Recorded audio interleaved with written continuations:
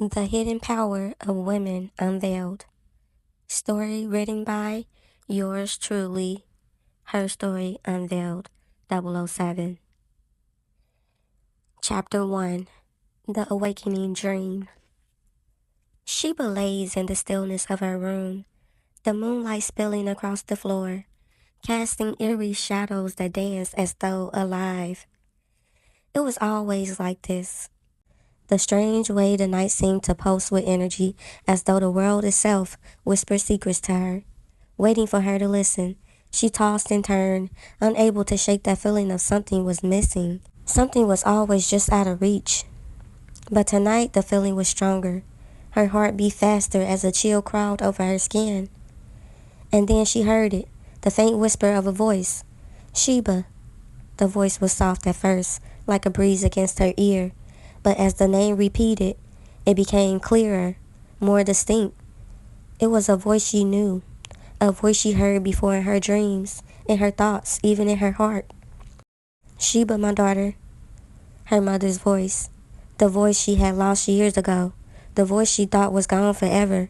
The voice that had always comforted her, whispered to her, even when no one else could hear it. Sheba's breath caught in her throat. She opened her eyes. But all she saw was darkness. Her room, her bed, it all felt distant, as though she were no longer a part of it. Then came the vision, like a faint spark igniting a flame. The fire grew brighter, and there in the center of it stood a woman, tall and regal. Her presence was undeniable, her aura commanding. She was draped in flowing robes that seemed to shift and shimmer with a light of their own, a light Sheba felt deep in her soul. You carry my blood, Sheba.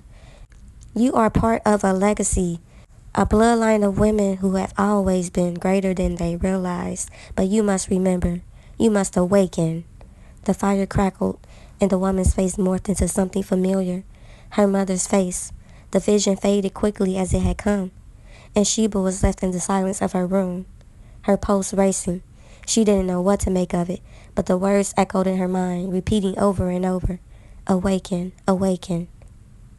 Chapter 2. The Betrayal and the First Connection. The school hallways buzzed with the usual noise of teenagers, the chatter, the laughter, the hurried footsteps. Sheba moved through the crowd, her eyes fixed on the floor as she made her way to her locker. She didn't like the attention she drew, not in a way that made her feel special, but in a way that made her feel isolated. She'd always been different, strong, outspoken, and not afraid to stand up for others. But somehow, the more she fought for people, the more they seemed to pull away. Boys especially never seemed to understand her, often mocking her for being too manly. It was a strange insult, but it cut deeper than she cared to admit. Today, however, things were different. Today was distracted by something else. A boy. His name was Luke, and he'd been asking her for help. He was smart enough, or so he appeared, but he always struggled with math, or at least that's what he said. Hey Sheba, could you help me with my homework after school? I really don't get this stuff. His voice was smooth, and for a moment Sheba felt her heart flutter. She didn't know why, but something about him made her feel seen. Sure, no problem, she said, nodding. But as she sat beside him later in the library, something felt off. Luke wasn't looking at his notes. He wasn't even pretending to try. Instead, he was glancing at her paper, the one on the writing assignment, the one they'd been given in English class. Sheba excused herself to go to the restroom, her stomach turning. When she came back, she caught a glimpse of Luke's hand over her paper, scribbling frantically. It didn't take long for her to realize what had happened. He hadn't wanted math help at all. He had just wanted to copy her writing assignment. Fury ignited inside her chest, hot and sharp. She marched back to his side, grabbed the paper from his hands, and stood over him. Luke, she said coldly, I thought you wanted math help, not my homework. Luke blinked, guilt flashing across his face. But before he could respond, something strange happened. A feeling, an energy flickered within her, like an electric shock. It wasn't fear or anger, it was power, raw and unexplainable. And then she felt it again, something else, something familiar. A tingling sensation radiated through her skin, making her aware of another presence. A girl standing a few feet away, watching her. Her hair was dark and wild, her eyes deep and knowing. "I knew he was going to do that," said the girl softly, as if she'd been expecting it. Sheba's eyes narrowed. There was something about this girl, something that drew her in. "You don't know me," Sheba replied, her voice steadier than she felt. As their gazes locked, the tingling sensation intensified.